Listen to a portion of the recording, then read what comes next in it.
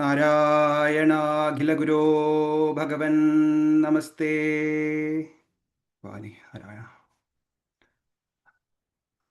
Good morning, everyone.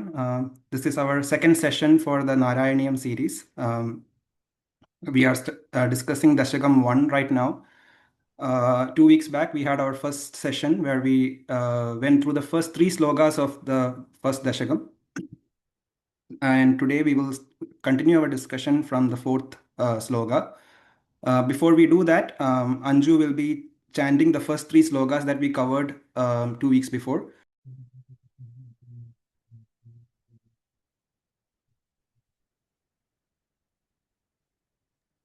Krishna Guruvayoorappa Sharanam.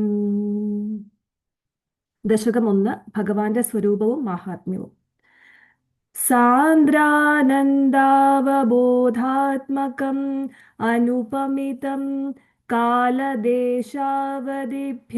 നിർമുക്തം നിത്യമുക്തം നിഗമശതസഹസ്രേണ നിർഭാസ്യമാനം അസ്പഷ്ടം ദൃഷ്ടമാത്രേ പുനഃ ഉരുപുരുഷാർത്ഥാത്മകം ബ്രഹ്മതത്വം തത്താവദ്ഭാതി സാക്ഷാത് ഗുരുപവനപുരേ ഹന്ത ഭാഗ്യം ജനാനാം एवं दुर्लभ्य वस्तुन्यभिसुलभदया हस्तलब्धे यदन्यत्तन्वा वाजा धिया वा भजति बदजनक्षुद्रतैव स्फुटेयम् एते तावद्वयं तु स्थिरतरमनसा विश्वपीडापहत्यै निःशेषात्मानमेनं गुरुपवनपुराधीशमेवाश्रयामः सत्वं यत्तत्पराभ्याम् अपरिकलनतो निर्मलं तेन तावद् भूतैर्भूतेन्द्रियैस्ते वपुरिति बहुशः श्रूयते व्यासवाक्यम् तत्स्वच्छत्वाद्यदच्छादिदपरसुगचित् गर्भनिर्भासरूपम् तस्मिन् धन्यारमन्दे श्रुतिमदिमधुरे सुग्रहे विग्रहे ते. Narayana. So today we will continue from the fourth sloka. So I'll be sharing the slides starting the fourth sloka.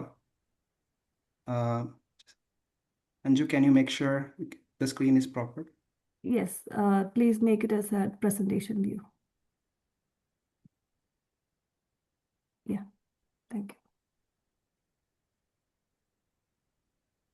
Is it okay now? It's not moving. It's in the first slide. Yeah, but it is good. Yes. Okay. All right. So welcome to session number 2. In this session, we are starting with the fourth sloka of Narayaneeyam, Dashakam 1. And Anju will chant the fourth sloka. निष्कम्बे नित्यपूर्णे निरवधि परमानन्द पीयूषरूपे निर्लीनानेकमुक्तावलि सुभगतमे निर्मल ब्रह्मसिन्धौ कल्लोलोल्लासतुल्यं खलु विमलतरं सत्त्वमाहुस्तदात्मा कस्मान्नो निष्कलस्त्वं सकल इति वजस्त्वत्कलास्वेव भूमन्. അനക്കമില്ലാത്തതും എന്നും നിറഞ്ഞതും അവസാനമില്ലാത്ത പരമാനന്ദമാകുന്ന അമൃതം തന്നെ സ്വരൂപമായതും കണക്കറ്റ മുക്താവലി ഇതിൽ ലയിച്ചിട്ടുള്ളതിനാൽ അത്യന്തം സ്പൃഹണീയവുമായ ശുദ്ധ സത്വാത്മകമായ ബ്രഹ്മമാകുന്ന സമുദ്രത്തിലെ തിരയടിക്ക് തുല്യമാണ് അത്യന്ത ശുദ്ധമായ സത്വഗുണമെന്ന് അറിവുള്ളവർ പറയുന്നുവല്ലോ. താദൃശ സത്വസ്വരൂപനായ അവിടുന്ന് എന്ത് കാരണത്താൽ നിഷ്കളനാകുന്നില്ല? നിഷ്കളൻ തന്നെ, എല്ലായിടത്തും നിറഞ്ഞവനെ, സകളൻ എന്ന ചൊല്ല് അവിടുത്തെ കലകളിൽ കലകളെ വിഷയമാക്കിക്കൊണ്ട് ആകുന്നു.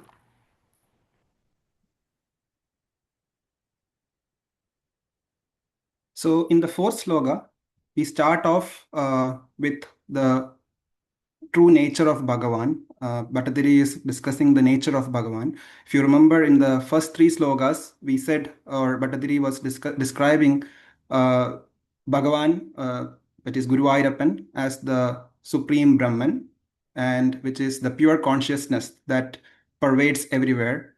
And in this fourth sloka, Bhattathiri is trying to describe some of the qualities of this Bhagavan.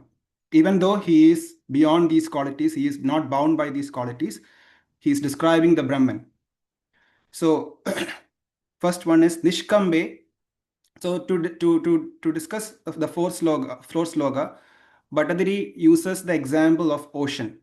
And here Bhattathiri compares Brahman, the supreme consciousness Brahman, with the ocean, because if you see in ocean, we have ocean is a form of stillness. Ocean has depth. It is a representative of stillness, and within the ocean you will see waves arising, which are all part of the ocean, which we discussed in the last slokas.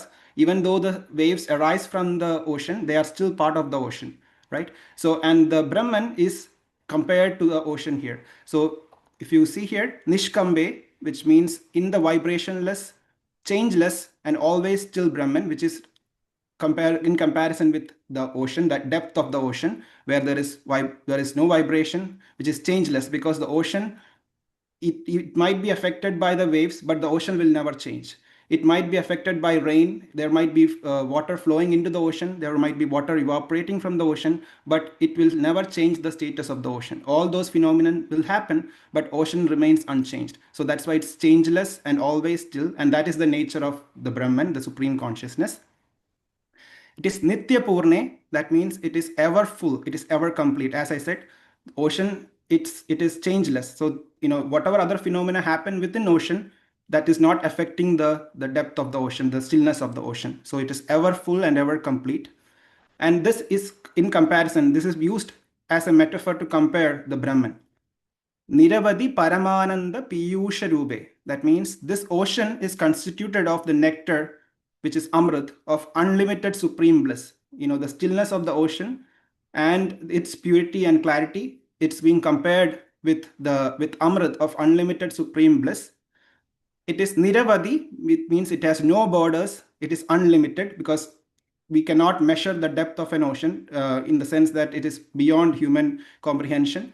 And so it's again a metaphor, and it's also something which is unlimited. That means it is not affected by space, time, cause, effect, name, and form. Here, Bhattathiri is referring to the Brahman, then the true supreme consciousness, which is beyond space, beyond time, beyond any cause, beyond any effect, beyond name, and beyond form. None of these, it is not bound by any of these, which is again something we discussed in the last three slokas. Now this ocean, which is this Brahman, ocean of Brahman, is Nirlina Anega Muktavali Subhagadame. It is extremely beautiful because of many liberated souls who are merged into this ocean. So if you look at the depth of the ocean, we will see pearls, right? We will see beautiful pearls which decorate the depth of the ocean. So Bhattathiri is comparing these pearls, which are basically liberated souls, people like Narayana Bhattathiri, people like other bhaktas who, like Pundanam, who have merged into Bhagavan, who are part of Bhagavan, right? So they are the liberated souls, they are the pearls, and they decorate the ocean. So just like how Bhattathiri and Pundanam and other great souls decorate Bhagavan, because the glory of Bhagavan is through these great beings, right? Great souls who lived here. So just like that, this ocean of Brahman is extremely beautiful. That is, Guruvayoorappan is extremely beautiful because of many liberated souls who have merged into him. It is Nirmalam Brahma Sindhav, and in this pure ocean of Brahman, which is Guruvayoorappan, is what we are looking at. This is the nature of the Guruvayoorappan, the Brahman that we are talking about. Kallola Ullasa Tulyam. Now, Bhattathiri is again using the ocean metaphor, and looking at the waves in the ocean. So if we know that waves arise from the ocean, which is something that we discussed in sloka number 3 also. Waves arise from the ocean. They are part of the ocean, but they are part of that Brahman. Whatever is arising, the thoughts that arise in us, they are in me, and they are part of the ocean, but the ocean is not part of them. So essentially what Bhattathiri is saying is that all the waves, every projections that happen, they happen from the Brahman, and they exist in the Brahman, and they dissolve into the Brahman. Just like how the universe, we discussed, universe appears, or universe grows, is born out of the Brahman, it is sustained by the Brahman, and it dissolves into the Brahman. Just like that, the waves arise, they sustain and they dissolve into the Brahman, but will not still affect the Brahman. The Brahman or the ocean is still remaining the same. The waves may have fluctuations, and it will create issues for maybe the rocks and the ships and all that, but the Brahman is still silent. That is not, it is unaffected. Now, why Bhattathiri is using this example here is just like how the waves arise from the Brahman, this waves, as I said, is still the same ocean, right? Just like that, Bhagavan, the supreme Brahman, uses his Maya, the Maya, which is the power of the Ishvara, the power of the Brahman, which is Maya. We discussed that in the last slokas. It is the power of the Brahman. So next sloka is in the next line, it says Kalu Vimalataram Sattvam Ahu. So using his pure sattva, which we discussed, if you remember, we said that there is Shuddha Sattva. So Bhagavan is the Brahman, Guruvayoorappan is made of, or Vishnu is made of Shuddha Sattva, the pure Sattva. And this Shuddha Sattva uses its own Maya to take a Saguna form. It takes a form, just like it takes an avatar. It takes a form, the formless Brahman takes a form using its own Maya. And Krishna, if you see, Bhagavan Krishna is also a form of this Brahman, which he manifested using the using the Maya and the Shuddha Sattva, right? Now, Bhattathiri is saying that even though you are a form that is taken by the Brahman, you are still Nishkala. So let's read this. So Kalu Vimalataram Sattamahu. So indeed, you are of the extremely pure form of Shuddha Sattva. It is said by sages that is the form of Guruvayoorappan, the idol that we see, the Chaitanya of the Guruvayoorappan that we see in Guruvayur, which is the same consciousness in us, the life force in us. That form of yours is still Nishkala. Even though you take a form using the Sattva, the Shuddha Sattva, and using it your own Maya, even though you take a form, you are still Nishkala, which Bhattathiri is referring to Bhagavan Krishna as well, saying that the Kala form, the Guru Krishna or Guruvayoorappan is a Purna Avadara. Okay, that is without any kalas. It's not a part Avadara, it is a full incarnation. So all the other incarnations of Bhagavan, Bhattathiri is classifying as Kala Avadara, part incarnations, but Bhagavan Krishna and also the Chaitanya in Guruvayur that he is witnessing, that is Nishkala Brahman itself. Just like how waves arise in the ocean, which means the waves are still part of the ocean, that is how he is referring to Guruvayoorappan. Sagala Idi Vaja, because the term Sagala, which is Amsha Avadaras, the term is only applicable to his part incarnations. Twat Kalasu Eva Bhuvan. So that means what, again, as I said before, Bhattathiri is saying that Sagala term is only applicable to your part incarnation. So the other incarnations that you have taken, they are Sagala in nature, but the form of Sri Krishna or the form of Guruvayoorappan, the Chaitanya in Guruvayur, it is Purna Avadara, it is Nirguna Brahman. It is the Brahman itself, the supreme consciousness itself. Just like how waves are part of the ocean, you will take a form, but you are still that Brahman. And for us, for people like us who are seeking the Lord, we need to go beyond Sattva. That means we have to first identify with that form of Bhagavan, the Sagala form, associate with that form and revel in that form and use that devotion to connect to the self-inness, to the Atma Swarupam inness. And that is our way to reach the Nirguna Brahman. So we have to cross Sattva and go beyond it to attain Bhagavan. That is what Bhattathiri is also referring to here. So that is sloka number 4. Now going to sloka number 5. निर्व्यापारोऽपि निष्कारणमज भजसे यत्क्रियामीक्षणाख्याम् तेनैवोदेति Leena प्रकृतिरसति कल्पापि कल्पादिकाले तस्या संशुद्धमंशं कमपि तमतिरोधायकं सत्त्वरूपम् सत्त्वं धृत्वा ददासि स्वमहिमविभवाकुण्डवैकुण्ठरूपम् അല്ലയോ അജ, അങ്ങ് സ്വതവേ ഒരു ചേഷ്ടയുമില്ലാത്തവനാകുന്നു എങ്കിലും വ്യക്തമായ ഒരു കാരണവും കൂടാതെ ഈ ക്ഷണം എന്ന ഒരു ചേഷ്ടയെ കൈക്കൊള്ളുന്നു എന്നത് യാതൊന്നോ അതിനാൽ തന്നെയാണ് ഇല്ലാത്തതായി തോന്നിയിരുന്നു എങ്കിലും അങ്ങയിൽ ലയിച്ചു കിടന്നിരുന്ന പ്രകൃതി അഥവാ മായ കൽപ്പത്തിന്റെ തുടക്കത്തിൽ ഉയർത്തെഴുന്നേൽക്കുന്നത്.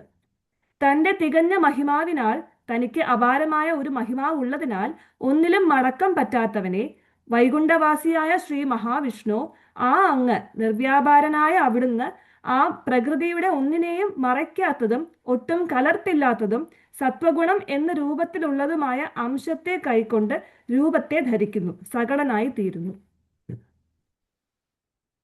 So this is a continuation of what we just discussed in Sloka 4. Sloka 5 is discussing it again. So first, Bhattathiri addresses Bhagavan as Aja, Haja. Aja means the one who is birthless, the birthless one. So we said this before in the first 3 slokas. Bhagavan is Sanadana, means is unborn, is eternal, he's birthless and deathless. So the same term is being used here. It is not, when we say Aja, it means it is not bound by these 6 Shad Vigaras, which is as Asti, which is present in the womb, Jayade, which is born, Vardade, which is growth, Parinamade, which is becoming old, Abhakshyade, which is decaying, and Vinashyade, which is dying. So Bhagavan is not bound by any of these 6 qualities. Now, Hey Aja, Bhajase, that means resort to that Aja. We are praying to that Aja, the God. Nirvyapara Abhi, though beyond all activity. That means this Bhagavan, Guruvayoorappan, is not bound by any activity. He's not bound by karma. So we all are, the life that we live in this world is bounded by the karmas of our past lives. And then, which is something we will discuss again in the coming Dashakas. But Bhagavan is beyond all karmas. He's not bounded by any karmas. He's a mere witness. In our case, it's just that we do not remember any of our past karmas. We do not remember any of our past lives. Bhagavan, however, has taken forms, and he does remember all his, incarnations and all his lives that he has taken, all his manifestations that he has taken. However, he is not bounded by any karma. He is a mere witness.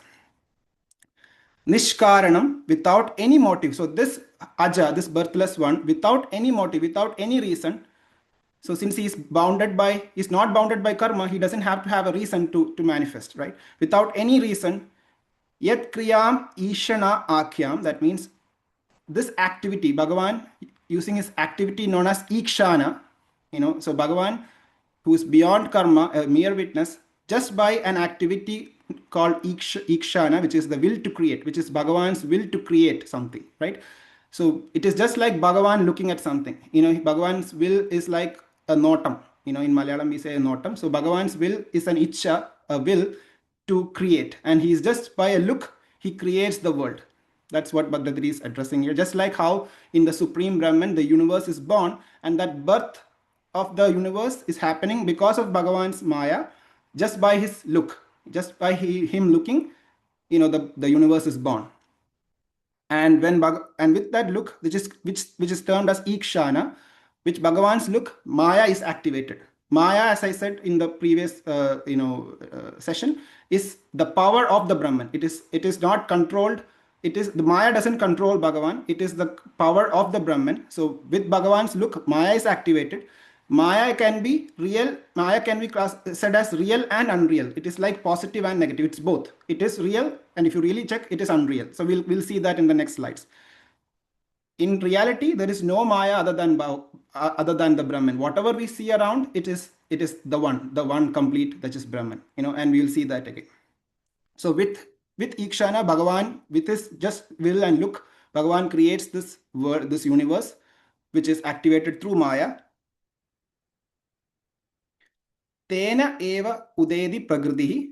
Because of that willing, only came to manifest the latent prakriti, which is the universe, the Maya. The Mula Prakriti that we see, the universe that we see, is activated. It's manifesting because of that will of Bhagavan, because of that look of the Bhagavan. And until then, this Prakriti is latent. It is not there. It is latent. It is manifesting from Bhagavan just because of his look. Lina Abhi, though only latent in thee, that means this Prakriti is latent in Bhagavan, Asadi Kalpa, and it appears as if non-existent. Now, once it's activated, we feel that universe is what is only existing, and there is nothing beyond that. That is Maya. So here, what Bhattathiri is saying is that whatever we see around, that is definitely Maya. That is all of it is basically coming from the Brahman, the manifesting from the Brahman. However, the real Maya is that the feeling that we have that whatever we see around is Maya, and there is nothing beyond it.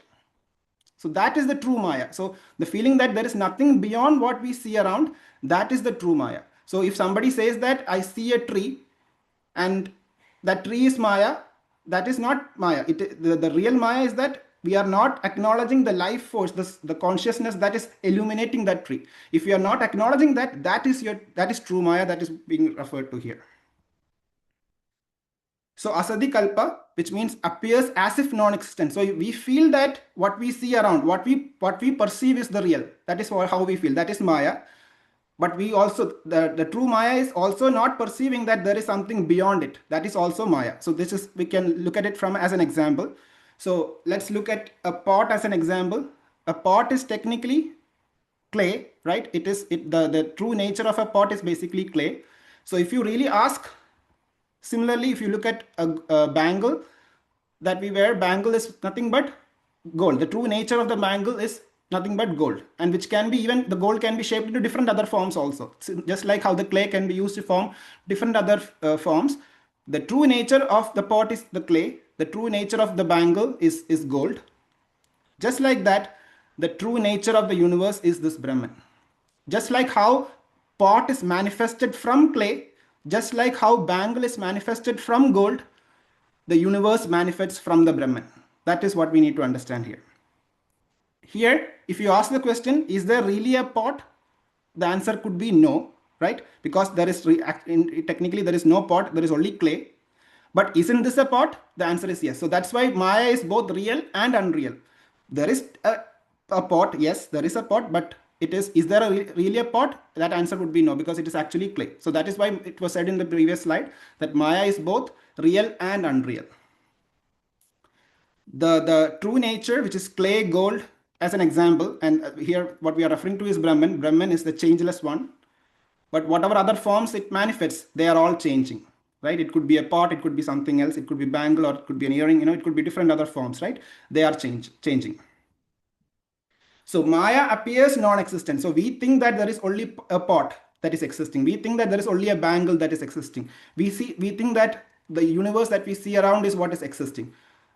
But however, this universe is born out of, sustained by, and dissolved by the Brahman, or it dissolved into the Brahman, and this Brahman pervades the universe. So not acknowledging this real source, that is the true Maya. The ability to not acknowledge, that there is something beyond what we see around, that is the true Maya. That is what Bhattathiri is referring to here. Next one is the same sloga that we just discussed. As I said, this Maya of Bhagavan, it is activated by just, it's called Ikshana, which is by a look of the Bhagavan. It's his will. He just looks at it and the Maya is activated. That means the universe is manifested from him. And the point to note is, as I said before, the universe is born out of, sustained by, and dissolves into this Brahman, which pervades the universe. Okay, and that supreme consciousness, that Brahman, that is what Bhattathiri is referring Guruvayoorappan as, the Chaitanya in Guruvayur, and that is the same consciousness that is in us. Kalpadi Kale, next line, which means at the beginning of a new cycle of creation, Kalpadi Kale, next line, which means at the beginning of a new cycle of creation, Brahma Bhavato, Brahman becomes. So Prakriti remains latent. This Maya of Bhagavan, the universe that is manifesting, it remains latent at the commencement of the Brahma Pralaya. And this is something I'll discuss with the reference to Kalpadi Kale. We will again discuss this in detail in Dashakam 4 and 5 later, but here I'll just touch upon this. And Udayadi means manifest, it gets activated. So Kalpa means we are looking at the lifespan of Brahma. Brahma is the creator. And a lifespan of a Brahma is 100 Brahma years. This again, as Sharasar said in his discourse yesterday, this Kala, this Kalpa and all this time is just a measure for us to, associate how infinite time is, right? But, these numbers, more than that, there is inner meaning to it, which we will see. So lifespan of Brahma is 100 Brahma years. This 100 Brahma years is divided into two Parardas, which is the first 50 years is Pararda 1 and the next 50 years is Pararda 2. 1 day time of Brahma is called a Kalpa. So 1 day time, from 1 day time of Brahmaji is called Kalpa. And 2 of those Kalpas make the day and night of a Brahma. So if you have a day and a night, becomes 2 Kalpas. So the lifespan of Brahma would be 360 such days. 360 days of daytime and 360 of night times for 100 years, right? 100 Brahma years. So it would be, 360 times 100. That many number of kalpas of days and nights. That is the lifespan of Brahma. Now 1 kalpa, which is the daytime, and similarly 1 night time.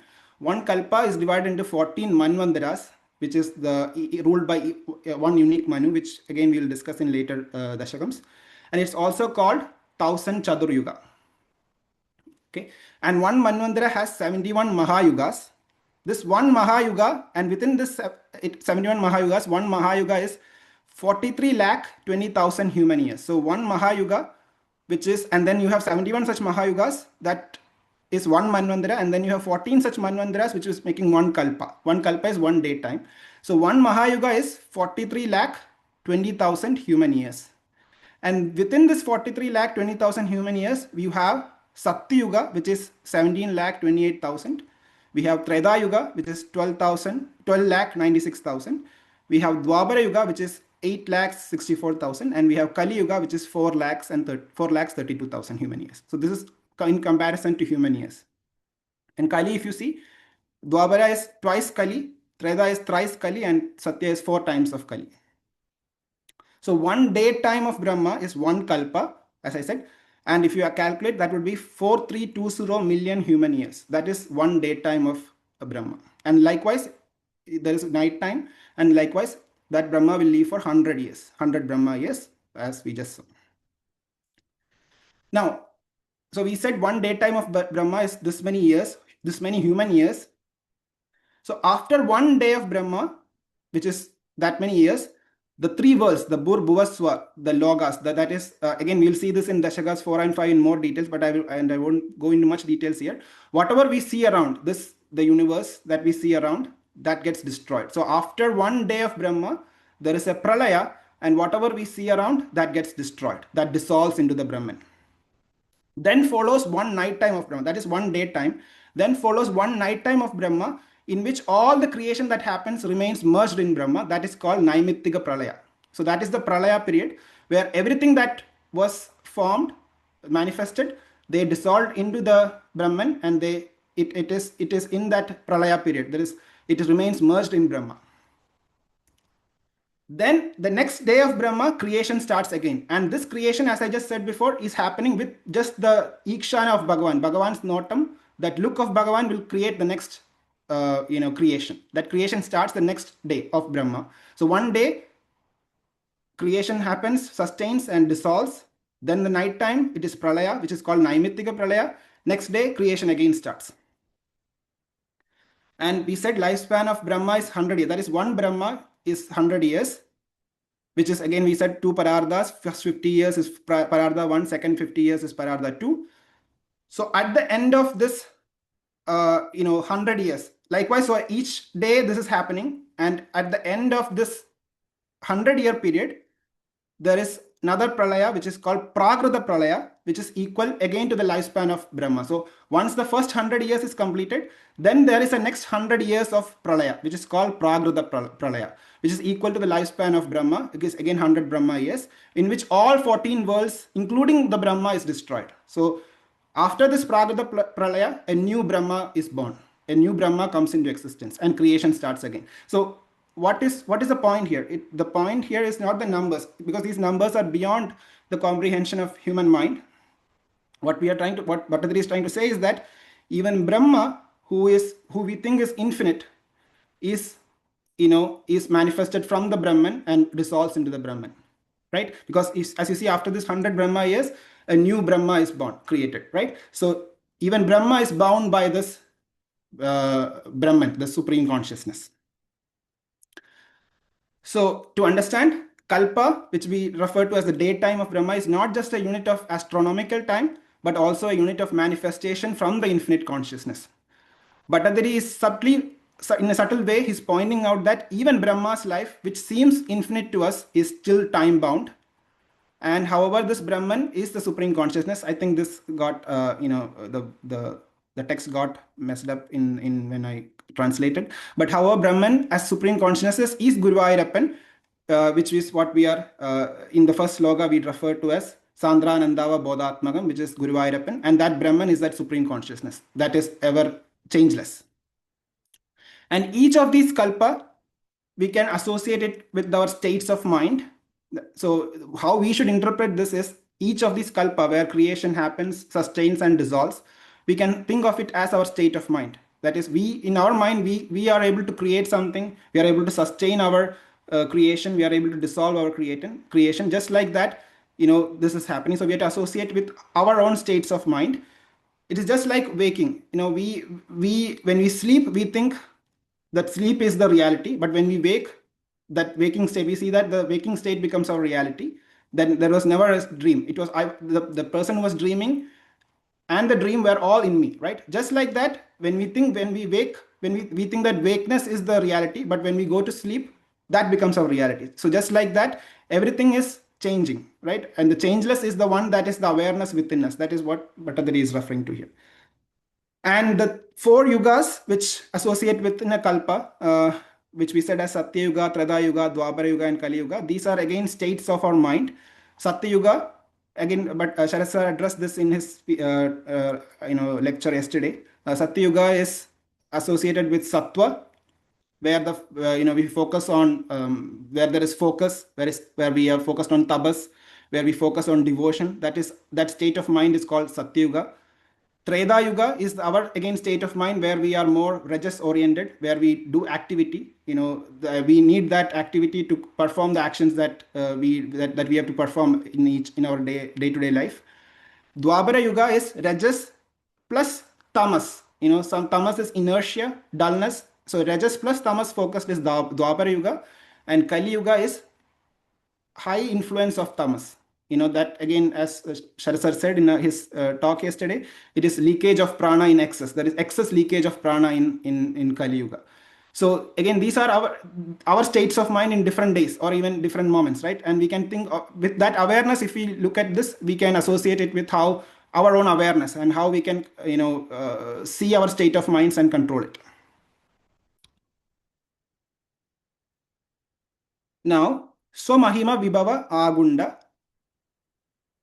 Here Bhattathiri is continuing describing the Lord, whose glory and majesty are such that it shines with power. So Bhattathiri is saying that Bhagavan, Guruvayoorappan, is the Shuddha Sattva, and it's shining with so power, which is unobstructed by Rajas and Tamas. We saw this in our previous session, that Guruvayoorappan or Bhagavan Vishnu is manifesting from the Shuddha Sattva, the pure Sattva, without any projections of Rajas and Tamas. And therefore, he is the Vaikunta Rupa, Lord of Vaikunta. He is addressing Guruvayoorappan as Lord of Vaikunta. Vaikunta means it's a state of our mind, a state of realization where we have no kundada. Kundada means which is a state where we are free of all limitations and sufferings. That is Vaikunta, and that Lord of that is Bhagavan. Tasya samshuddham amsham that prakriti, that maya, the universe that is absolutely a pure part of the sattva, that we already said, kamabi tama adirodayagam sattva rupam, which does not obstruct the swattvic form, your divine form, which is of pure consciousness. So what Bhagavan is saying, what Bhattathiri is saying is that even though you use your sattva and your maya, the power within you, to create your own form, which is the form of Guruvayoorappan, the idol that we see here in Guruvayur, and also the life force in us, it does not obstruct the sattvic form. You are still that pure consciousness. Even though you take the formless takes a form, you are still that pure consciousness. That is what Bhattathiri is saying here. Sattvam dhrutva dadasi. That thou, that means anganeyulla avidunnu, which means that thou, you did take and assume, you took that form. He's talking about Brahman, which took a form of Bhagavan Krishna, and also the Guruvayoorappan, the idol, and the Chaitanya in Guruvayur. They are all that same Brahman. He's enforcing that in each of these slokas again and again. So the 3 points from this sloka to understand is, the universe, the Maya, merges in Brahman. It remains latent throughout the duration of the pralaya. At that time, Prakriti looks non-existent. There is no Maya there. When it is merged in pralaya, there is no Maya there. When a universe, the creation happens, when Maya is activated, the universe is created. Bhagavan, which we said is pure sattva, unobstructed by rajas and tamas, and he takes this Lord takes an Ishvara form by combining the Shuddha sattva with the Maya, and that form is what we worship, and through that we try to reach the formless, the Brahman. And the jiva in us, we are associated with sattva, rajas, and tamas. That's what we need to understand. Even we are bounded by sattva, rajas, and tamas, and these are all states of our minds which we need to be aware of. And as we become aware of it, we are able to control these and bring our awareness to a more higher level of sattva. And if you can take it towards pure sattva, we are reaching more towards Bhagavan. That's what we need to understand from here.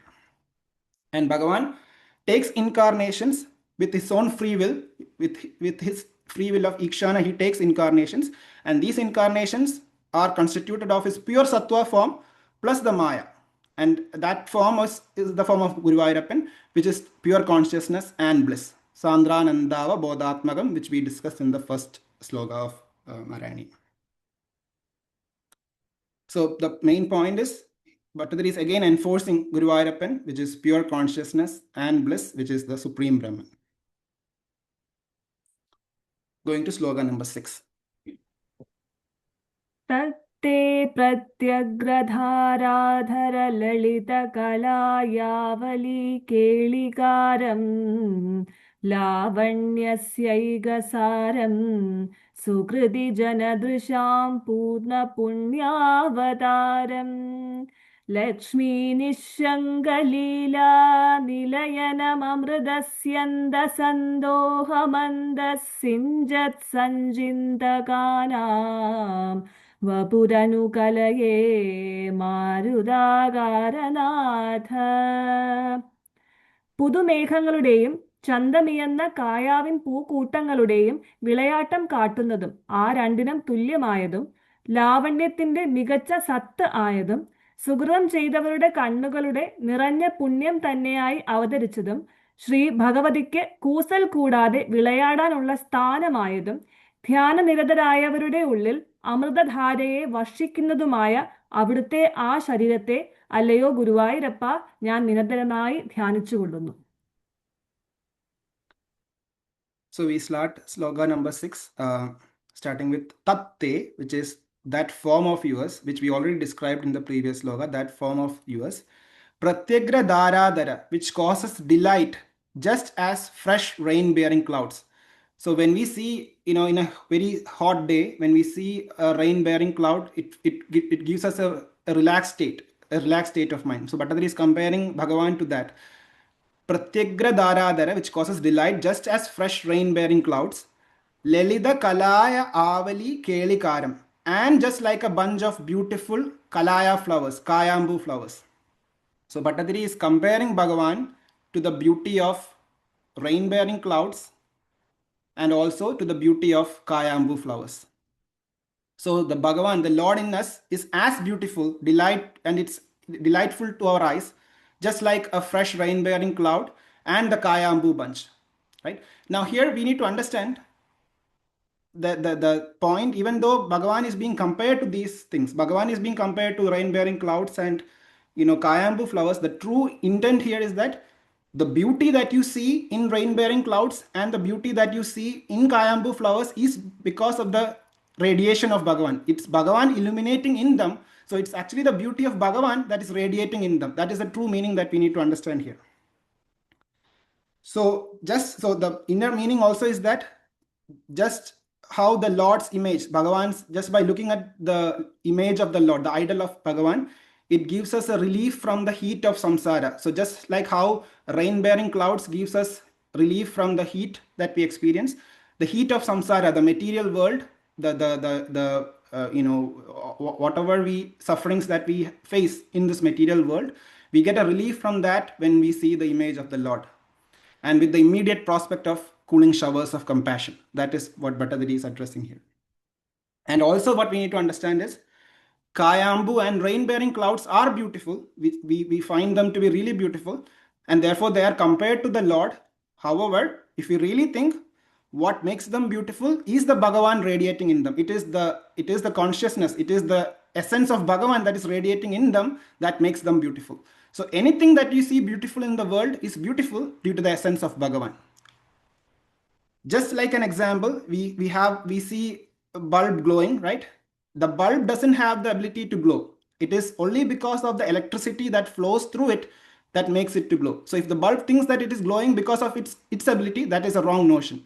It is only glowing because of the electricity that is flowing through it. Just like that, the Kayambu flowers are radiating because of the beauty of Bhagavan radiating in them. Now, Bhattathiri continues, Lavanyasya Egasaram. So this is the same point. He's bringing that point in the next sloka. So Bhagavan is the essence of all beauty. He is the Egasaram, which is the very essence of all beauty. Guruvayoorappan, Brahman, is the one radiating in all. It's the beauty that is radiating in anything that we see around.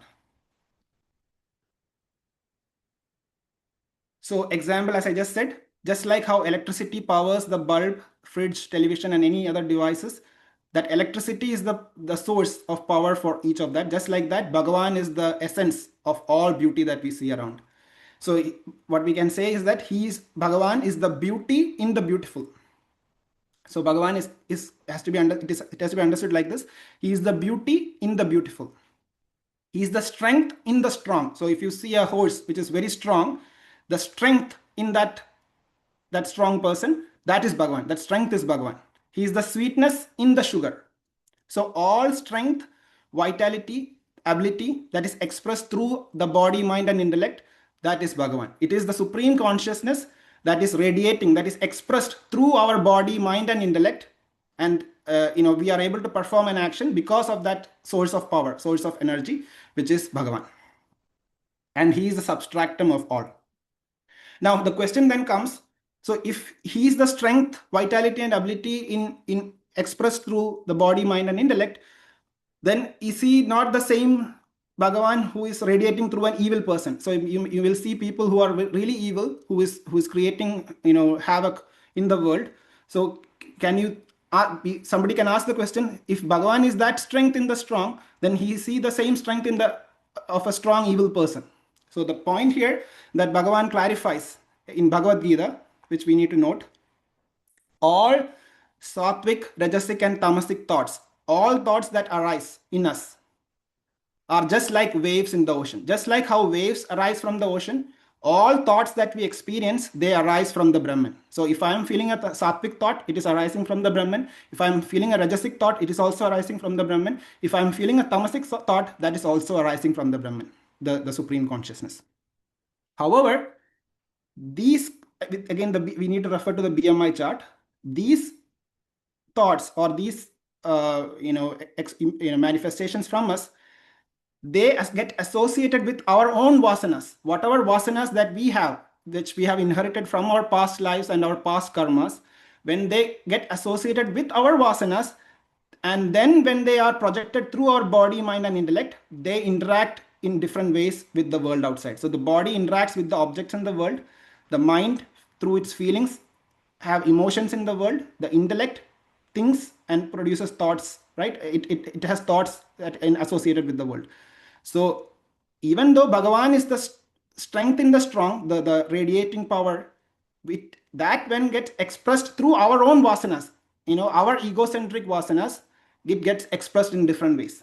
That is not part of Bhagavan. That is our own vasanas, and the way we express it through our vasanas, it might be different in different forms. It might be good, bad, or indifferent. So these, when identified with our individual vasanas, which are our ego and egocentric desires, express as good, bad, or indifferent. So that's why Bhagavan in Gita, in Bhagavad Gita, Bhagavan says, they are in me, I am not in them. That means all thoughts, everything that arises, they are in me. They are coming from me. If I feel a tamasic thought, it is still definitely arising from Bhagavan. But Bhagavan is not in that. That tamasic thought gets associated with the vasanas in me and expresses in the world outside in a form through my body, mind, and intellect. So Bhagavan says, they are in me, but I am not in them. So that is a relationless relationship that Bhagavan is talking about. Just like the example, when somebody is dreaming and waking, the dream is mine. The dream is happening in me, but I am not in the dream. I am not the dream. Whatever happened in the dream, that is not me. It did occur in me. It was part of me, but I am not in that dream. Okay, that is the things that is the point that we need to understand here. That is, they are in me, I am not in them. So this is something we can also apply. If we if we see a thought arising in us, we can say that they are arising from the Brahman in me, but that Brahman is not part of it. I am not in them. If we do that kind of association, if we look at it in that way, we are able to transcend our tamasic and thoughts and feelings and address it towards sattvic, and maybe go beyond that. So the point to understand here is, they are in me, I am not in them. All feelings that we experience, they are from the Brahman in me, but that is not, the Brahman is not in them. Next line is Sugriti Janadrasham. Now Bhattathiri is saying about the people who's devotees of Bhagavan. Sugriti Janadrasham, to the eyes of those who have done good deeds in past lives. So people who have done good deeds in their past lives, good karmas in their past life, Purna Punyavadaram, the very incarnation of all their good deeds is Bhagavan. That means, just like how I said, he is the strength in the strong, just like that, Bhagavan is the punya of the punya person. A person with so much punya, that punya in him, that is Bhagavan. So Bhagavan is the punya of the punya person, just like he is the strength of the strong. Lakshmi Nishanga Leela Nilayanam, that means the place where goddess Lakshmi spots without any inhibition. Bhagavan, Lakshmi, sits besides Bhagavan without permanently, and it is the place where goddess Lakshmi spots without any inhibition. So Lakshmi is basically, Mother Lakshmi is basically abundance, beauty, prosperity, auspiciousness. It is basically Aishwaryam, right? That sits permanently with Bhagavan, with Narayana, with Guruvayoorappan. So now we need to understand the term Lakshmi. Lakshmi is the Brahmanandam, the supreme, the happiness, the Sandranandava Bodhatmakam, that and at the end, Bhattathiri experiences it in the 100th day when he completes the 100th Dashaka. Bhattathiri experienced it, and what he wrote was, it is Sandoha Lakshmi. That experience, he wrote it as Sandoha Lakshmi. That means it is the Brahmanandam, that pure Anandam state that you have you attain when you realize Bhagavan. So if you have Lakshmi with you, that means you have experienced Brahmanandam. Bhagavan Narayana, he is the one truth. He is the Purna. He is the complete one. He is the essence. He is the one that pervades everything. So he is the complete one. So Lakshmi always associate with the Purna. And he is also dispassionate. He needs nothing. And that is where Lakshmi stays. So Bhagavan Narayana, the Guruvayoorappan, is the one truth. He is the essence in every being. He pervades everything, but he is dispassionate. As he said, they are in me, I am not in them. He needs nothing. And that is where Mother Lakshmi stays. So those who have this knowledge of the Brahman, for to them, Lakshmi will be with them. All auspiciousness will be with them.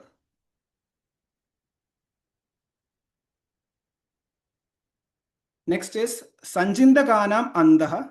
So such form, the hearts of those who meditate with one-pointed focus on the Lord. So the people, such people who focus on this Bhagavan's form with one-pointed focus, with full focus, if we try to attain this Bhagavan, to them, he will bless them with Amrutasyanda Sandoham Sinjat, soaking them with torrential flow of Amrit, which is bliss, pure bliss, which is Brahmanandam. This Brahmanandam that we just said, which Bhattathiri experienced in the 100th Dashaka, Bhagavan blesses them to all those devotees who focuses onto him with one-pointed focus. Who with their awareness, if they focus on to Bhagavan, that is what Bhagavan blesses them with. Vabuhu, that form of thine, Anukalaye, that form of thine, I continuously meditate upon. That is Guruvayoorappan Nirandara Smarana. Again, we addressed it in our last session. Continuously meditate upon Bhagavan. Continuously means without any gap. Guruvayoorappan Nirandara Smarana. So Bhattathiri is saying that I continuously meditate upon that Bhagavan. And he addresses Bhagavan as Maruda Garanatha, O Lord of Guruvayur. Now, Maruda means prana. We discussed this again in the last session. Guruvayur, Guru is the most important, the supreme, the Brahman itself, that is Guru. Vayu is the universal prana, the cosmic energy, that is the life force in us, which is the life force everywhere. And the place where they reside, Puram, is our own body, our own shariram, and in the universe. So Bhagavan is Lord of Guruvayur, is Lord of the universe. So we can say he is Lord of the prana in us. So we can put different names to Bhagavan here. He is Lord of Guruvayur, which is Lord of Marudagara, same as Lord of Guruvayur, where Guruvayur is the prana and the shariram of us, which runs through the shariram. So this is the Lord of the universal prana, and is the Lord of the universe. So different meanings can be said here. And the prana is the prana in us. The prana resides in our shariram. The Puram, for that, is our own shariram. So he is also the Lord of the prana in us, the life in us, which is the life everywhere. That is the nature of Guruvayoorappan. Going to sloga number 7. कष्टाते सृष्टिचेष्टा बहुतर भवखेदावहा जीवभाजा इत्येवं पूर्वमालोचितमजितमया नैवमद्याभिजाने no चेज्जीवा कथं वा मधुरतरमिदं त्वद्वपुश्चिद्रसार्द्रम् नेत्रैः श्रोत्रैश्च पीत्वा പരമരസസുധാംഭോധിപൂരേ രമേരൻ. അല്ലയോ അജിത, അങ്ങയുടെ സൃഷ്ടി വ്യാപാരം ദുസ്സഹമാണ്. എന്തുകൊണ്ടെന്നാൽ അത് ജീവികൾക്ക് വളരെ വളരെ സംസാര ദുഃഖങ്ങളെ ഉളവാക്കുന്നതാണ് എന്നത്രേ ഞാൻ മുൻപ് കരുതിയിരുന്നത്. ഇപ്പോൾ ഞാൻ ഈ വിധമല്ല കരുതുന്നത്. ഇല്ല എങ്കിൽ, സൃഷ്ടി ചെയ്യുന്നില്ല എങ്കിൽ ജീവികൾ എങ്ങനെയാണ് ചിത്തും രസവും ജ്ഞാനവും ആനന്ദവും കിനിയുന്നതും? ആകയാൽ അത്യന്തം കൗതുകപ്രദവുമായ ഈ അവിടുത്തെ ശരീരത്തെ നേത്രേന്ദ്രിയങ്ങളാലും ശ്രോത്രേന്ദ്രിയങ്ങളാലും പാനം ചെയ്തിട്ട് പരമാനന്ദമാകുന്ന അമൃത സമുദ്രത്തിന്റെ തിരക്കോളിൽ കിടന്ന് ആഹ്ലാദം കൊള്ളുക. Okay. So Bhagavan, Bhattathiri here addresses Bhagavan as Purva Malojida Majida, which here it's addressing him as Ajida. Ajida means the invincible one, that means the one who is beyond the control of Maya. As I said before, Maya is the power of Bhagavan. So Maya cannot control Bhagavan. So therefore he is invincible. So one who is beyond the control of Maya, which means he is ever free, and the universe comes into existence from the Lord's Maya. Now Bhattathiri is saying he thought like this. He thought that it is kashta, it is cruel, it's a himsa. And he's addressing the activity of creation that Bhagavan does. Te srishti cheshta, your activity of creation, the creation that Bhagavan is creating this universe. Bhattathiri says that he thought that it is a cruel act. It is a himsa. Because bahudara bhava keda avaha, because various kinds of sorrows and sufferings that it brings along. So any living being that is born in this universe, they have to go through these sorrows and sufferings which are from their past karmas, and they have to face these sorrows and sufferings. And this act, and it past karmas and their karmas in their current life, So Bhattathiri says that because of various kinds of sorrows and suffering, he thinks that this activity of creation of the universe by Bhagavan is a sinful act. It's a himsa act. Jiva bhajam, to all living beings. Itti evam, so thus in this manner, maya purvam alojanam. Bhattathiri used to think of it like that. The reason is Bhattathiri also is suffering from an illness. He's suffering the paralysis in him. And we all will have that situation when a hardship happens in us. We say, Bhagavan, why did you create this issue for us? Why am I suffering? Why am I only suffering? So that same question Bhattathiri also had in his mind. That is what he's saying. It's only because you created this universe, I am required to suffer this. That's the point he's saying. That's how he thought about it. So to discuss this a bit further, we need to go back to our how we interact with this world. So this is something we discussed in session 1. The supreme consciousness radiates in us. However, because of the vasanas in us, the past tendencies in us, we express ourselves through the body, mind, and intellect. Through our egocentric desires, we express ourselves through our body, mind, and intellect in the world outside. And therefore, humans, us, we are the Lord of the OET. We become the Lord. We become the supreme one of this universe, the outside world.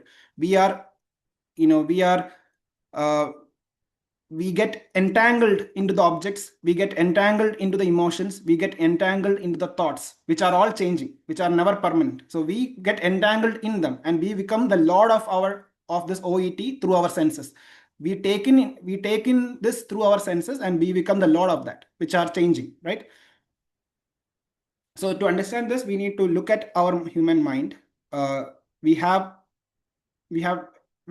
mind is what makes us. The mind defines our true nature. How our mind is, that is how we are, right?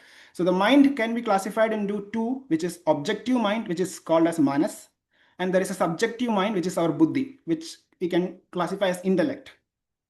And for a person who is very aware of his own being, for such a person, this objective mind and subjective mind will be working close to each other. They will be collaborating. They will be in accordance with each other.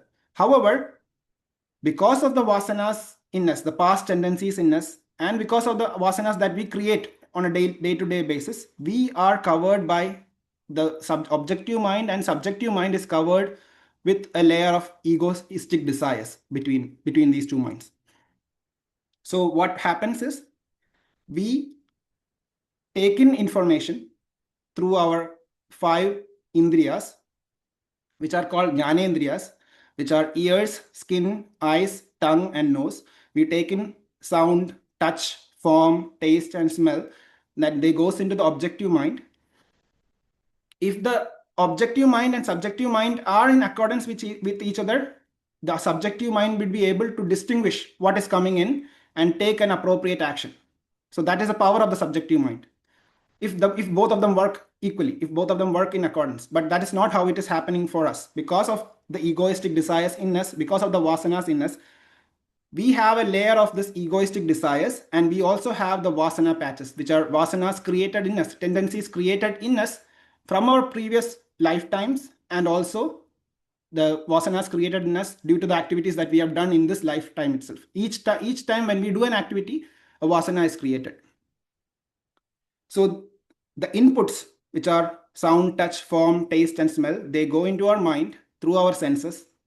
They go into the objective mind. They pass through this ego, our vasanas, and then because our subjective mind is cluttered with these vasanas, so the subjective mind does not have its ability to make actual decisions, actual logical, rational decisions, because it's cluttered with the vasanas that we have. So these inputs, they go into the objective and to the subjective mind, which are not working together, and they gets expressed in the world outside as actions, which we do through our karmendriyas, which are the vocal cord, legs, hands, genital organs, and our anus. And these are expressed as speech, leg movement, hand movement, reproduction, and excretion. So this is how we operate in the world outside. And since our vasanas we are conditioned by these vasanas in us, we operate with our body, mind, and intellect in the world of objects, emotions, and thoughts. And they are not in accordance with each other, because the subjective mind and objective mind are separated with our egos and vasanas, and therefore we perform actions, and this will add more vasanas in us. Each time we do an action, it will add to our vasana patches.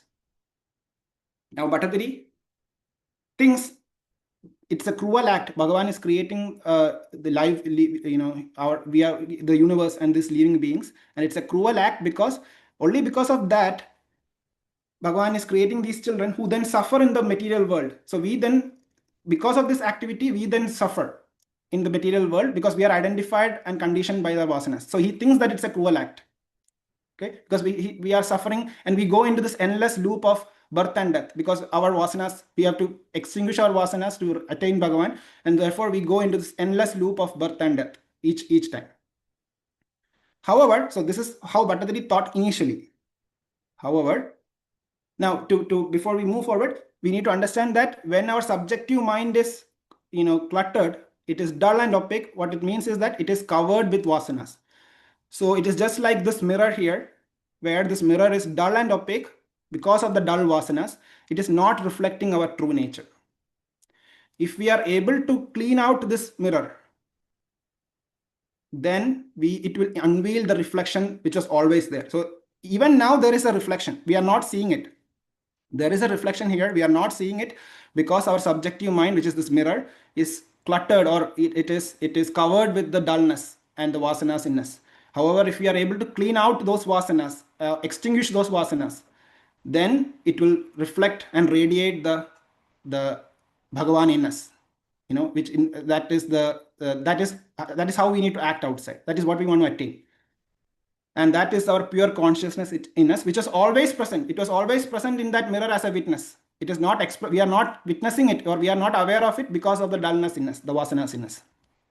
So that's why Bhattathiri now gives a way to get to this state of a clean mind, a clean mirror. That is what Bhattathiri is going to say next.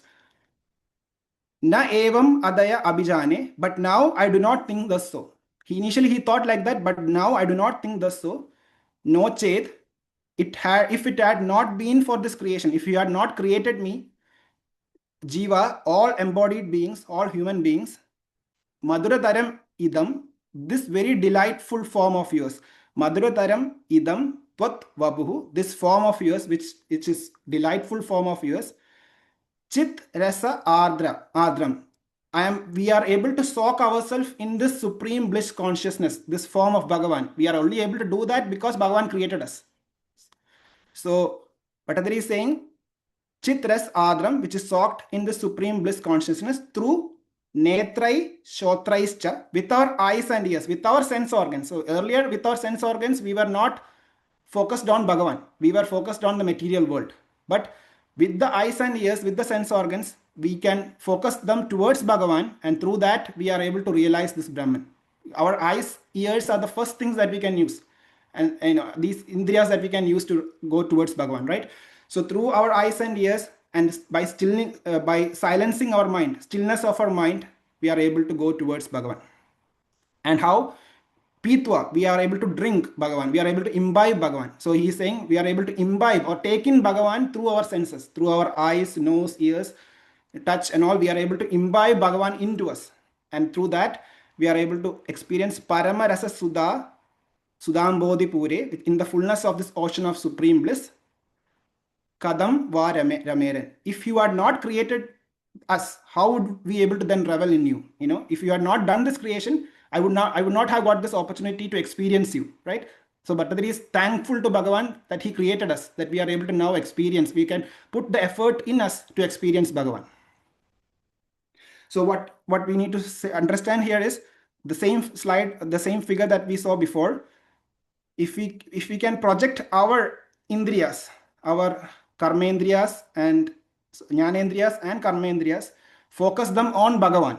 First, focus on the form of the Bhagavan, the Sagala form of Bhagavan. It could be the idol of Guruvayoorappan. We focus on that. We perform our activities for Bhagavan, serve the Bhagavan, and attain our or revel in that form. And once we do that, we are then able to move towards the formless, the Brahman. We are able to realize the Atma Swarupam in us, the Bhagavan in us. And that is what we need to try. And that is what Bhattathiri is saying, that I am able to do because you created me. And when we do that, what happens is, as we do this repeatedly, as we do this more and more, this gap of ego, which is created due to this egoistic desires, they get distinguished, they get exhausted. So what happens is, the subjective mind and the objective mind, they work in union, they become close, they become together. And as you repeatedly do this, the vasana patches that you had before, they also get extinguished. You will extinguish the vasanas in you. And each time as you do this, these vasana patches, they disappear. And the vasanas that are created would be the vasanas of the Bhagavan, of loving that Bhagavan's nature. And when that happens, our jnanendriyas and karmendriyas, they act in union, and through that we are able to do selfless, intelligent action that results in vasana purgation, that we are able to extinguish our vasanas through selfless, intelligent action. When this happens, when we are able to surrender ourselves to Bhagavan, our ego to Bhagavan. And that is the state where you will see a clear mirror, where you reflect the Bhagavan in you. We are able to see the Bhagavan in us in that state. So as I said, we focus on the Saguna form of Guruvayoorappan. Through that, we attain the Nirguna Brahman, the consciousness, the supreme Brahman in us. And again, to summarize the points we said in this sloka, our body, mind, and intellect, they are subject to change. We are conditioned by our likes and dislikes, which are also subject to change. And and all of us, when pain happens, we blame the Lord. We say that and especially when pain happens, we blame that onto the Lord. However, whatever pain and pleasure that we experience are a result of our past karma. Only when there is pain, then we can experience pleasure. As I said, these are all changing. We will experience pain, we will experience pleasure as well. Only when we experience pain, then we can experience and experience pleasure and acknowledge it. Only when there is a bad day, we can experience a good day later. Only when there is a day, there is a night. Only when there is sukham, we can experience dukkham. So both these will come and go, and we have to face them.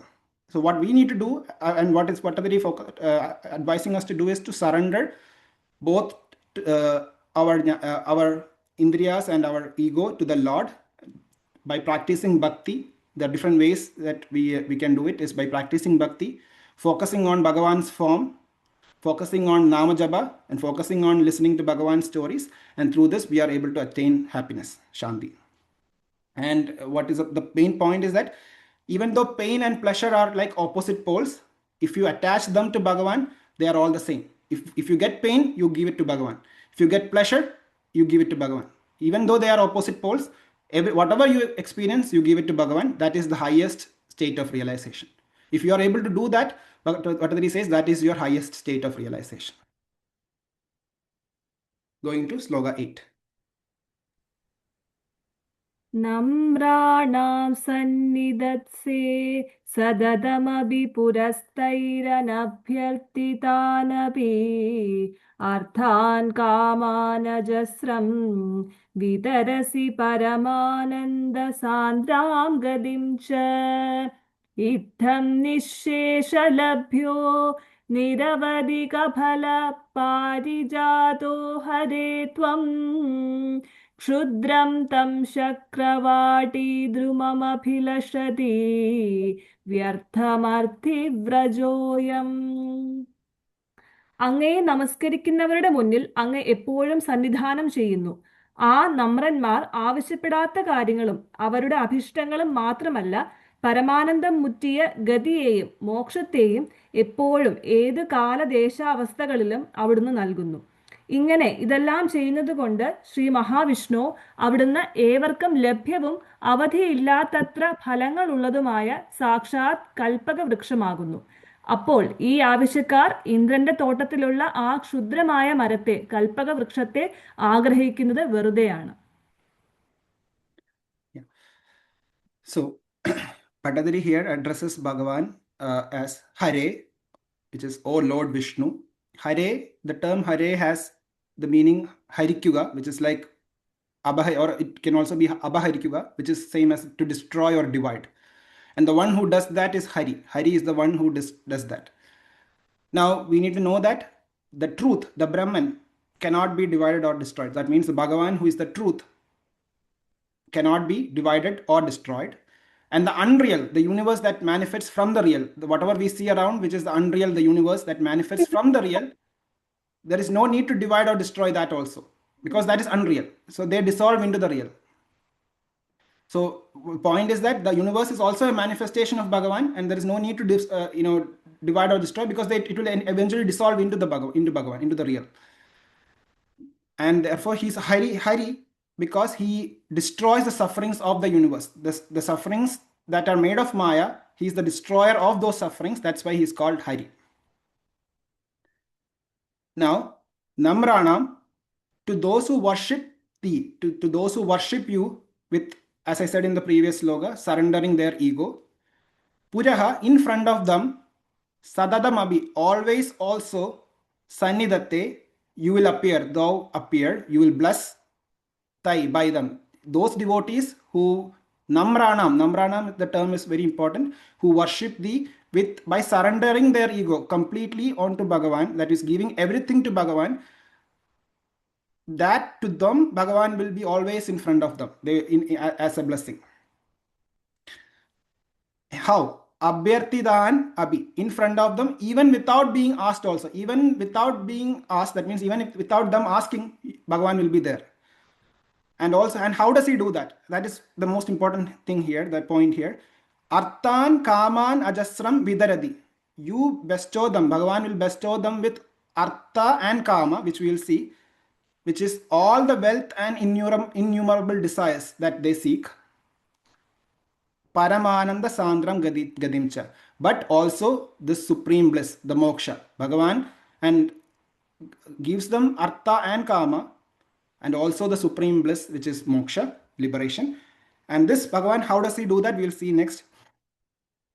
Ittam, this being so this is how Bhagavan operates. This being so, Nishesha Labhyam, though you are accessible to all, Niravadi Khabala, bestowing blessings without any limits. Therefore, since you are doing this, you are the Parijada tree. Bhagavan, now here Bhattathiri is comparing Bhagavan to the Parijada tree, which was in Indra's courtyard. Bhagavan is comparing, Bhattathiri is comparing Bhagavan to that Parijada tree, and we'll see why Parijada tree and that significance next. So there are 4 Purusharthas, 4 goals in life. For a normal human being that is born, this is the 4 things that they seek. First is Kama. Here I'm not giving the definition that is purely from Vedic perspective, but more of a generic definition. Kama is all desires that we have, all the desires that we seek through our senses. That is called Kama, which means the food we like, the music that we like, the artistic creativity that we do with passion. Anything that is from the grossest form to the refined form, they are all Kama. Second is Artha. Artha means, again, it is all kinds of worldly success that we want, which is wealth, education, a degree, success, the learning, the knowledge, power. All of this worldly success that we seek, they are called Artha. Third Purushartha is called Dharma. Dharma, again, the meaning is from a generic perspective. Dharma means morality, right actions that somebody has to perform, the right actions that a person has to perform at that specific time point. That is Dharma. It can be also said as service of others, doing good to others. And Dharma comes from the root word Dhr, which means that which holds everything together. Okay. which could be one's life or the universe at large. So dharma is something that has to be worn, that has to be embodied. When we perform things in dharma, with dharma, that means you are embodying dharma. That's how we need to perform. And finally, the fourth purushartha, the highest one, is moksha, which is liberation, which is the realization of ourself. So Bhattathiri is saying that Bhagavan, how he operates is, he uses dharma as the foundation. Again, I'm associating this with Sharad Sir's lecture from yesterday, where he spoke about Ayyappa, who upholds dharma. The same point is being addressed. Bhattathiri is addressing here to Bhagavan. Bhagavan operates through dharma. With dharma as the foundation, Bhagavan gives his devotees artha and kama, both worldly success and pleasures, sense pleasures. Both are provided with dharma as the foundation. Within dharma, you have to operate. And through that means how do we do that? That means all actions that we perform, it has to be done as an attitude of serving Bhagavan. That means the attitude has to be, I am doing this and this is given to Bhagavan. Everything is his and his alone. I have nothing. That is the attitude. That has to be the attitude. All my pleasures and pain are from him alone, and I will use this opportunity to serve him better. That attitude. With that attitude, if we perform, and Bhagavan will ensure that through dharma, they will attain both artha and kama, and through that, they will finally attain moksha. So Bhagavan gives them all the four purusharthas that a human being seeks. And that is done with dharma as the foundation.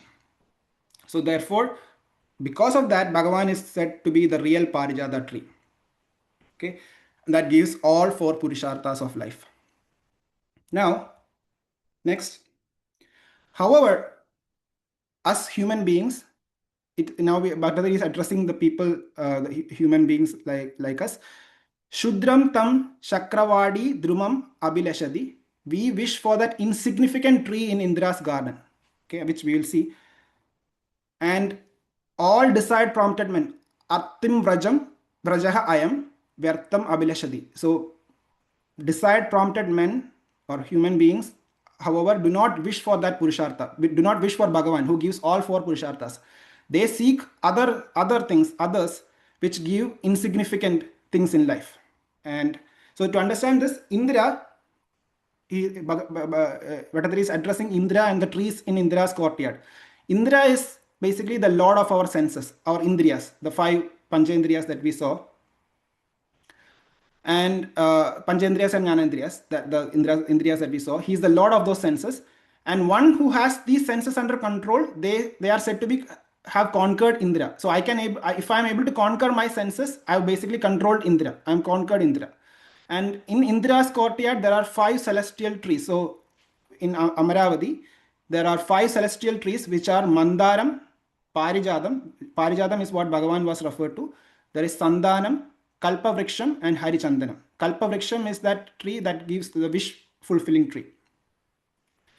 So Parijadam is that tree that was born from the Palari Madanam, which we know, during Samudra Mandan.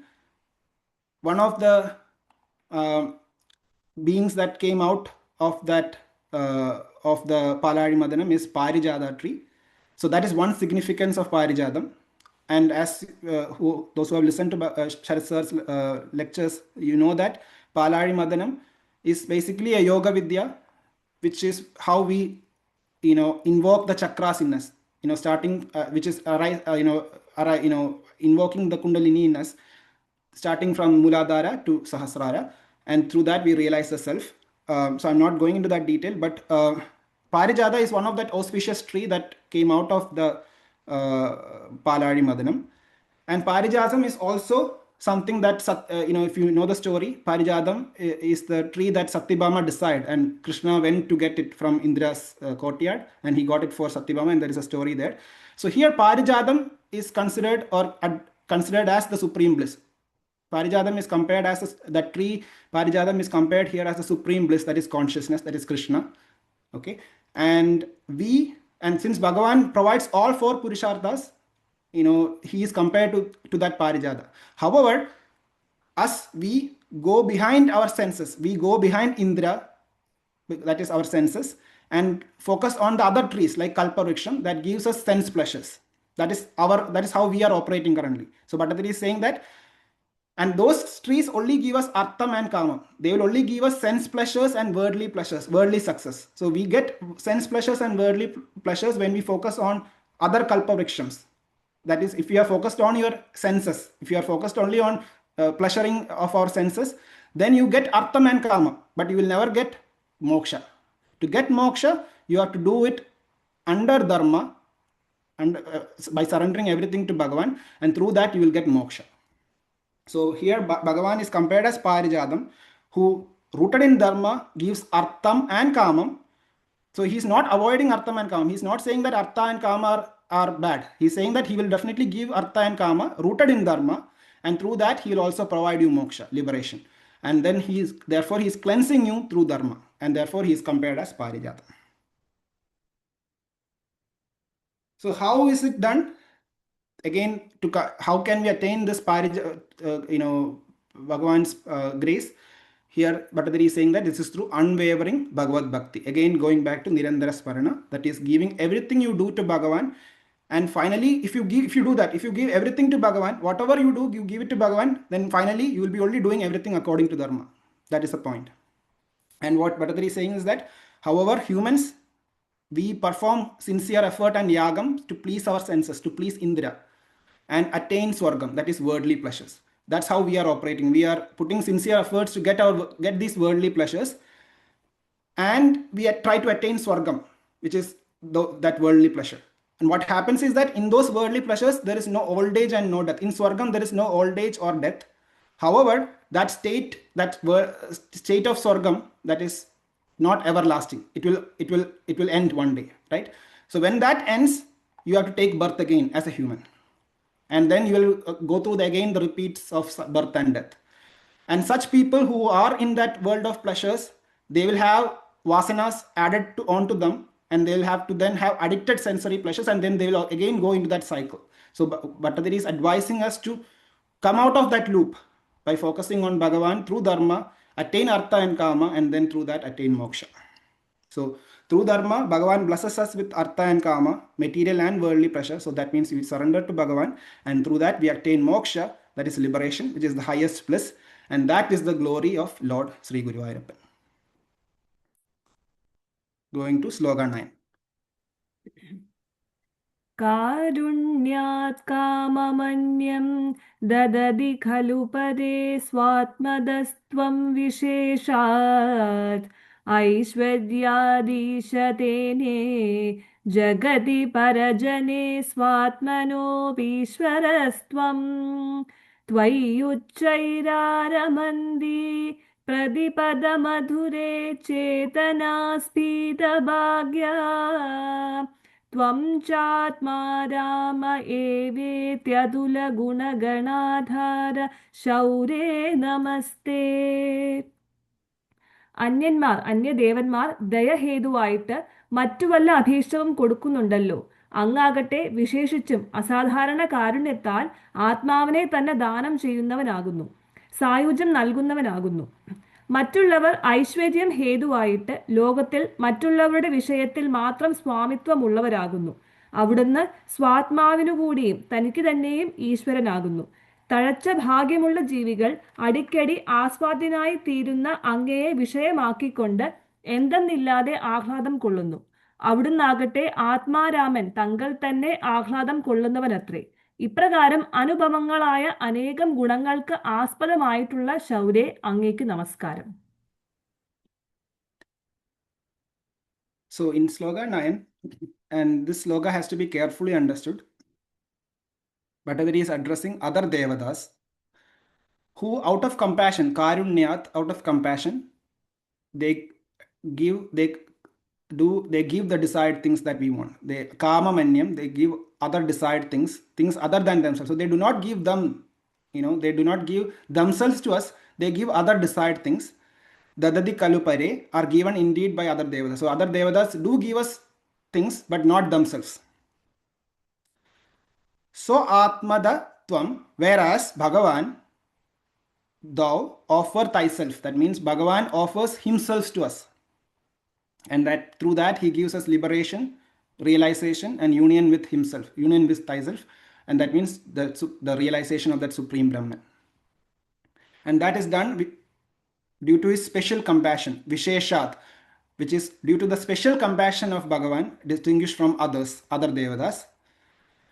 And also, Anye, other Devadas, Aishwaryat, with their powers, with their Aishwarya Siddhi, Jagadi Parajane Ishade.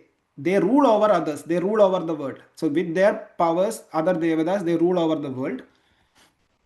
However, Tvam, you, thou, Bhagavan, so Atmana Abhi Ishvaraha. You are the ruler of thyself. Bhagavan is the ruler of himself. He is the Supreme Brahman, right? So, if he is the Supreme Brahman, all beings, he rules, everything is emerging from him, right? So he is the ruler of himself and the inner controller of all beings. So whatever beings that we see around, the inner controller of that is Bhagavan. And therefore Bhagavan rules over all others and also thyself, himself. And that, so again, Bhattathiri, what he's doing is he's emphasizing that Guruvayoorappan is that Supreme Brahman. Tvai Uchchai Aramandi, in that Bhagavan, in the deeply revel. So we deeply revel, we deeply focus and revel in that Bhagavan. Chedana Spida Bhagya, to those enlightened souls or embodied beings. So to those people who are enlightened souls, who are embodied beings, who are very fortunate, people who are really fortunate, they focus on that form of Bhagavan. They revel in that Bhagavan. And through that, they get Pradipada Madhure Tvai. Bhagavan will therefore confer them with bliss every moment. Tvam cha, though indeed, Atma Rama Eva, Bhagavan doesn't need any external source of happiness. He is the happiness. So he doesn't need an external source of happiness. Idi, this being so, Adula Guna Ganadhara Shaure, O descendant of the Sura clan, Bhagavan is addressing, Bhattathiri is addressing Bhagavan. You are the abode of Adula Guna Ganadhara, innumerable and incomparable attributes and excellence. You are the abode of innumerable and incomparable attributes and excellence, because he is the eternal. Te Namaha. I am prostrating to you. So here we need to understand what Bhattathiri is trying to say. He is saying that other Devasas gives us Artha and Kama. However, Bhagavan through Dharma gives us Artha, Kama and Moksha. That is his special compassion. And therefore this Bhagavan, Guruvayoorappan, he is the Brahman. He is the Lord of the universe. He is the Lord of ourself. He is therefore the pure bliss consciousness, the awareness that pervades everywhere and everything. And therefore he is the soul of all beings. Now, one main point to note here is that this sloga does not imply that other Devadas are inferior to Guruvayoorappan. In Bhattathiri, views Guruvayoorappan as the Supreme Brahman. So other Devadas are also various aspects of that Supreme Brahman. And this Brahman is formless and eternal. So we already said in the first sloga itself that the Brahman is eternal and it is the only one. There is nothing replacing it. There is not a second thing. It is the only one that is there. So whatever other forms you see, that is also that Brahman itself. So there should not be a Bheda Bhava here. Brahman is formless, eternal, therefore can be conceived in any form of worship. You can conceive him in any other form also. A devotee takes a form or a path which appeals them the most, and that becomes their Ishta Devada. So for Bhattathiri, Guruvayoorappan is his Ishta Devada. So a devotee takes a form or a path that appeals them to them the most, and devotees with faith and devotion to that Devada firmly worship that Devada, Ishta Devada, and through that they will realize the Supreme Brahman and also the Atma Swarupam, the self in them. And in that process, gradually they will realize that all Devadas are only various aspects of that Supreme Brahman. So it doesn't matter if you seek Vishnu, Shiva or Parashakti or Devi, they are all the same. They are the one. They are all the same pure Brahman consciousness. So here Bhattathiri points out that Guruvayoorappan, for Bhattathiri here, Guruvayoorappan is considered as the Brahman, the substratum, and that is the same substratum Brahman that you seek everywhere. you can seek that Brahman as Vishnu, Shiva, Devi, all are the same. Going to sloka number 10, the last sloka. ऐश्वर्यं शङ्करादीश्वर विनियमनं विश्वतेजोहराणां तेजस्संहारि वीर्यं विमलमपि यशो निःस्पृहैश्चोपगीतम् अङ्गासङ्गा सदा श्रीरखिलविदसि न क्वापि ते सङ्गवार्ता तद्वाताकारवासिन् मुदहर ഭഗവത് അവിടുത്തെ ഐശ്വര്യം ശ്രീ പരമേശ്വരൻ മുതലായ ഈശ്വരന്മാരെ കൂടി വിശേഷിച്ചും നിയമിക്കുന്നത് തന്റെ ചൊൽപ്പടിക്ക് നിർത്തുന്നതാകുന്നു. അവിടുത്തെ വീര്യം സർവ തേജസ്സുകളെയും പിടിച്ചടക്കുന്നവരുടെ സൂര്യാഗ്നി പ്രഭൃതികളുടെ തേജസ്സിനെയും കീഴ്പ്പെടുത്തുന്നതാകുന്നു. സംശുദ്ധമായ യശസ്സും നിസ്പൃഹന്മാരാൽ ഒന്നിലും കാംക്ഷയില്ലാത്ത സിദ്ധന്മാരാൽ പോലും പുകഴ്ത്തപ്പെട്ടതത്രേ. സാക്ഷാത് ലക്ഷ്മി ദേവി ഏത് കാലത്തും അവിടുത്തെ തിരുവുടലിനോട് താല്പര്യം കാട്ടിക്കൊണ്ട് വർത്തിക്കുന്നു.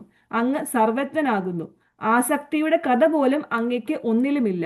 ആകയാൽ അല്ലയോ ഗുരുവായൂരപ്പ മുരാന്തക, അവിടുന്ന് ഭഗവാൻ എന്ന പേരിന് പ്രധാന ആശ്രയമാകുന്നു. Again, in sloka 10, this is also a sloka that we need to carefully understand. Bhattathiri is saying, Aishwaryam, the Lord, which is the lordliness in Bhagavan, which is the Niyamaga Shakti.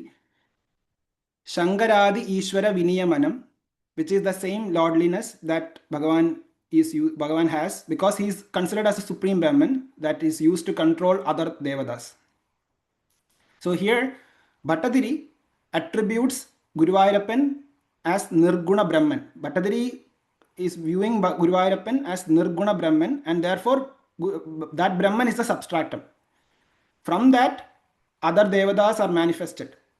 That is the viewpoint here. But that same equation can be made with Shiva, Devi, and any other devata, because as I said before, they are all the one.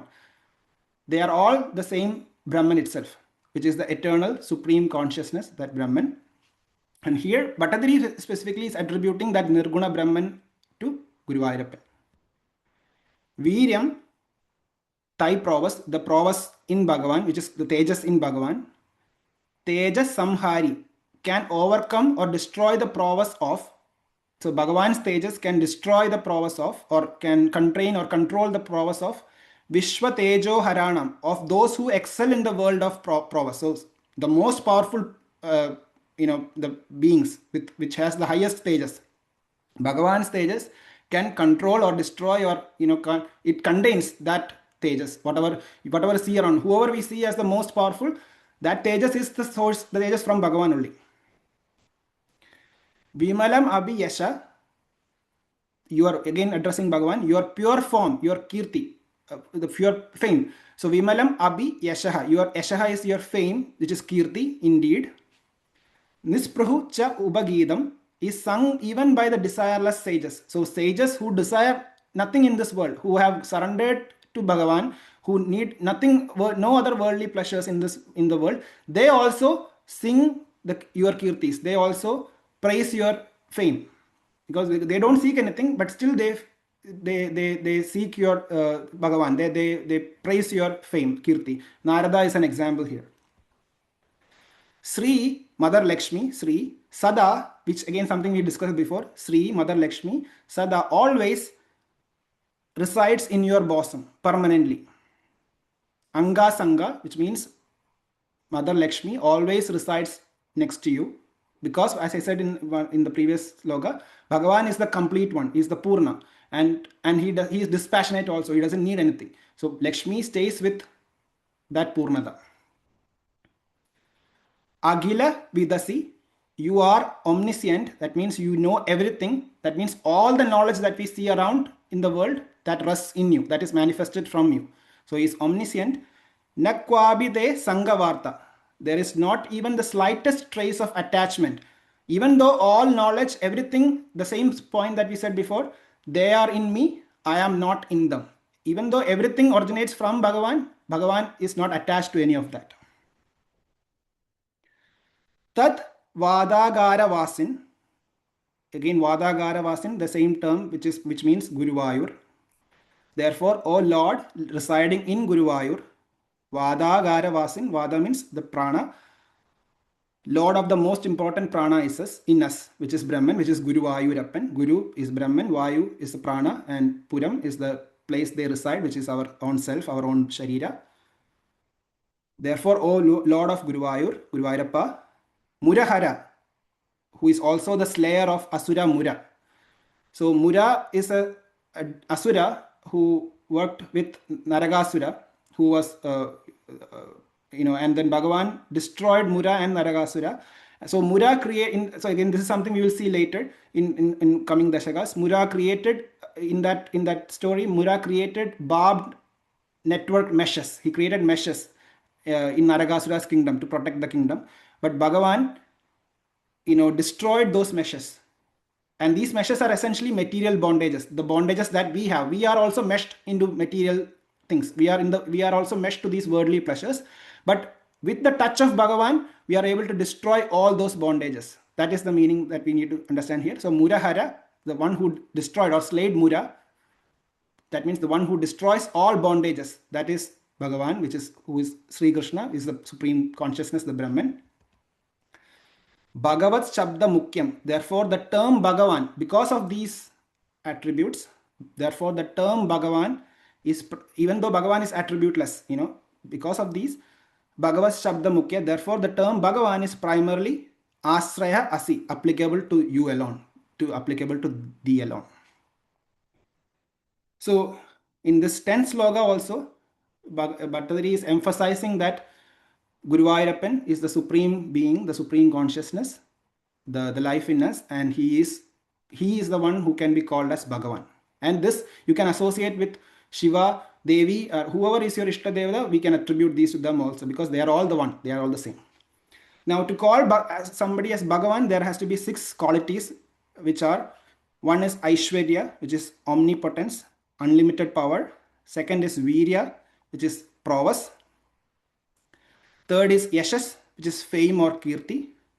Fourth is Sri, which is beauty and auspiciousness, which is Lakshmi itself.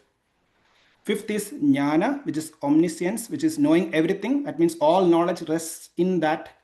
And the 6th is Vairagya, this non-attachment to any of these. So if you see, all these 6 qualities are there in Narayana. That's why Lakshmi resides with him. And if you see the life of Krishna, all these 6 qualities are also there in the life of Krishna. So this is also, Bhagavan is Sri Krishna is also given the term Bhagavan because he is a Purna Avadara. He also exhibits these 6 qualities. And that is the form of Guruvayoorappan, who we see at Guruvayur. So Narayana, Sri Krishna, Guruvayoorappan is our Bhagavan, and he is also the supreme Brahman. So these Narayana, Sri Krishna, Guruvayoorappan, these are all the form of which we can associate, but that supreme Brahman is actually formless, which is Nirguna Brahman, and that is the same Brahman that radiates in us, our own self, our Atma Swarupa. So that ends Dashaka 10, and I'll end Dashaka 10 with the words shared by Sharat Sir for the 10th Dashakam. That is, nothing that appears, however vast or divine, escapes relativity except Brahman, as we said. So Brahman is beyond everything. The rest that we see, the universe, is projected from the Brahman, and the Brahman is the changeless, the eternal. And that Brahman is not elsewhere. You don't have to go anywhere to seek for that Brahman. It is invoked here, named here, and loved here as our Ponnu Guruvayoorappan. So that Guruvayoorappan, the idol, the Chaitanyam in Guruvayur, and that is the same Chaitanyam in us. So we are invoking, naming, and loving him as our Ponnu Guruvayoorappan in us. When this is understood, comparison ceases. There won't be any comparison. There won't be any hierarchy. Hierarchy dissolves, and devotion becomes wisdom. With that, we end the first Dashakam of Narayaneeyam. Om Namo Narayanaya. Narayana Agila Guru Bhagavan Namaste. Thank you.